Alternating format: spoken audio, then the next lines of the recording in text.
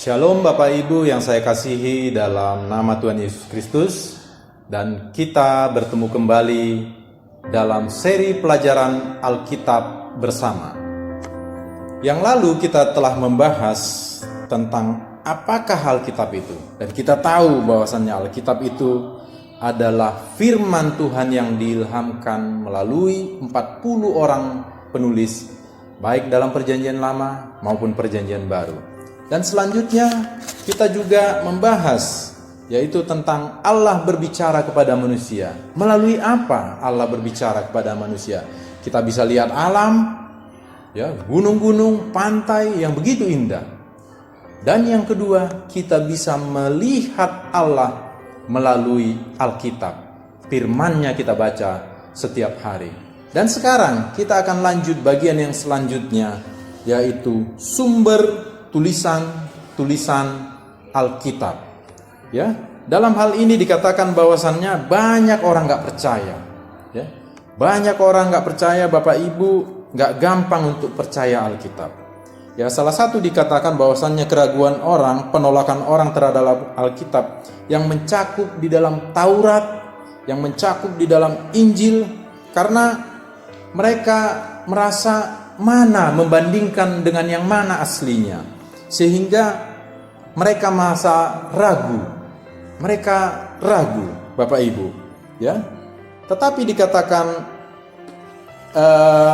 kita akan melihat, ya, untuk mempelajari Alkitab itu, biarkan Alkitab itu yang menerangkan dirinya sendiri. Jangan menggunakan interpretasi kita. Alkitab menjawab. Kalau kita ragu bahwasannya tulisan-tulisan di dalam Alkitab itu, Alkitab akan menjawab. Saya ambil beberapa ayat. 2 Petrus 1 ayat 21. Dikatakan, sebab tidak pernah nubuat dihasilkan oleh kehendak manusia, tetapi oleh dorongan Roh Kudus orang-orang berbicara atas nama Allah. Kita cari ayat yang lain. 2 Timotius 3 ayat 16. Segala tulisan yang diilhamkan memang bermanfaat untuk mengajar, untuk menyatakan kesalahan, untuk memperbaiki kelakuan, dan untuk mendidik orang di dalam kebenaran. Kita ambil lagi ayat yang lain, ada Ibrani 1 ayat 1. Setelah pada zaman dahulu Allah berulang kali dan dalam pelbagai cara berbicara kepada nenek moyang kita dengan perantaraan nabi-nabi. Jadi nabi-nabi adalah salah satu perantaraan Allah berbicara kepada manusia. Kita coba ambil perjanjian lama, ya. Ada Keluaran 17 ayat 14. Yang tadi itu perjanjian baru semua. Sekarang kita back ke perjanjian lama. Kemudian berfirmanlah Tuhan kepada Musa, tuliskanlah semuanya ini dalam sebuah kitab sebagai tanda peringatan, ya. Jadi segala sesuatunya itu ditulis sebagai peringatan untuk Bapak Ibu sekalian, demikian juga untuk saya sendiri. Kita ambil lagi di dalam Yeremia 36 ayat 2. Ambillah kitab gulungan dan tulislah di dalamnya segala perkataan yang telah kupirmankan kepadamu mengenai Israel, Yudea, dan segala bangsa. Dari sejak aku berbicara kepadamu, yakni dari sejak zaman Yosia sampai waktu ini. Bapak Ibu, dari ayat-ayat Alkitab ini jelaslah bahwasannya Allah sendiri yang menjadi narasumbernya, menjadi sumbernya dari penulisan Alkitab tersebut. Walaupun itu ditulis oleh tangan manusia, oleh menggunakan bahasa Bapak dan Ibu sekalian, itu hanya untuk kita bisa mengerti, untuk gampang kita mengerti. Tetapi esensinya itu adalah diilhamkan oleh Allah sendiri melalui nabi-nabinya, melalui rasul-rasulnya, lantas diterjemahkan ke dalam bahasa kita untuk memudahkan Bapak dan Ibu, saya sendiri, mengerti tentang apa maksud Tuhan di dalam firman tersebut. Kita lanjut kepada pelajaran yang selanjutnya. Benarkah Alkitab itu firman Allah? Ya, ini juga menjadi perdebatan. di kalangan banyak orang, bahkan di para ahli-ahli, benarkah tulisan-tulisan di dalam firman Tuhan tersebut, di dalam Alkitab itu adalah firman Allah? Sebenarnya tidak sulit. Bapak Ibu, hanya di dalam Alkitab yang ada menuliskan, menceritakan sejarah dunia ini, bagaimana diciptakan, bagaimana Sabat dibuat, bagaimana makanan haram dan halal disebutkan di sana, bagaimana keluarnya bangsa Israel dari perhambaan, bagaimana akhir daripada dunia ini. Bapak Ibu sekalian tidak menemukan itu komplit di dalam satu buku manapun, ya, kecuali di dalam Alkitab.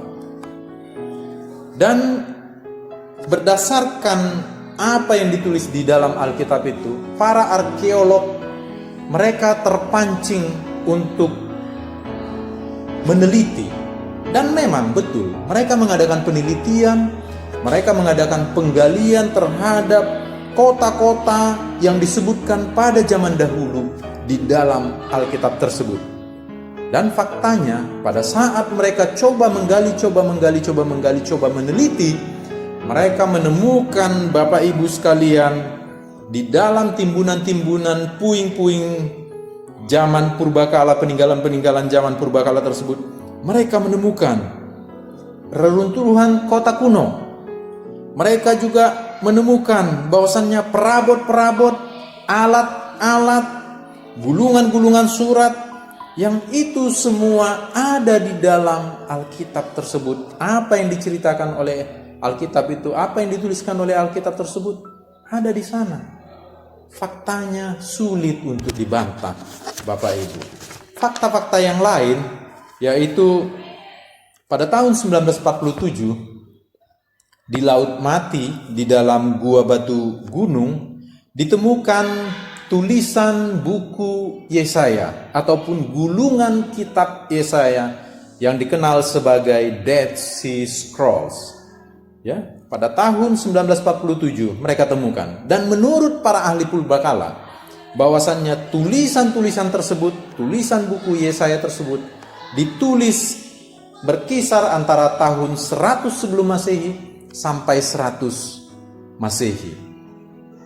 Yang sebelumnya mereka memperkirakan bahwasannya tulisan itu menurut gaya bahasa, ya, gaya bahasa buku di dalam kitab Yesaya itu, mereka memperkirakan itu mungkin tulisannya antara 600 sampai 900 Masehi, ya. Tetapi itu dituliskan 100 sebelum Masehi sampai 100 Masehi, ya. Jadi tidak bisa lagi dibantah, dan karena didapatkan bukti-bukti itu, walaupun mungkin ada juga bukti yang lain yang belum ditemukan, bukan berarti tidak ada buktinya, tetapi belum ditemukan. Lantas bukti Alkitab juga, kalau kita ikutin cerita daripada kota Gibeon, ya, ini adalah sebuah kota Gibeon, dan ini mereka lakukan penggalian, ya, tahun 1955. Mereka coba menggali kota Gibeon tersebut, dan mereka, apa yang mereka temukan? Mereka dapatkan bahwasannya di dalam penggalian tersebut mereka temukan saluran air yang begitu besar, dan itu mereka gunakan pada zaman dahulu di dalam kota Gibeon itu untuk menyimpan air pada saat kota-kota dikepung oleh musuh, supaya mereka tidak kehabisan air.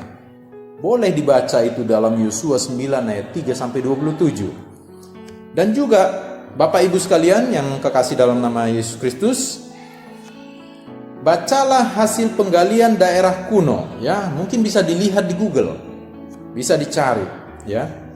Itu ada penggalian daerah-daerah kuno tentang Menara Babel, tentang Nimrod, tentang Niniwe, tentang kota Babel, tentang kota Babel di Mesopotamia, tentang kota Palestina, Gibeon yang tadi, Mispah, Silo. Begitu pula penggalian di gunung Gerizim, di tanah Moab dan Amori, di tanah Gilead, di tanah Petra, dan banyak lagi bukti yang membenarkan tulisan-tulisan Alkitab. Itu kita bisa cari. informasinya semua. Lantas, para arkeolog tidak menemukan surat-surat atau buku-buku yang lain yang baru, ya, selain daripada apa yang kini telah ditulis di dalam Alkitab itu, ya. Mereka tidak mendapatkannya buku-buku lain tersebut selain daripada Alkitab tersebut untuk membantu mereka di dalam penggalian-penggalian yang lain, ya.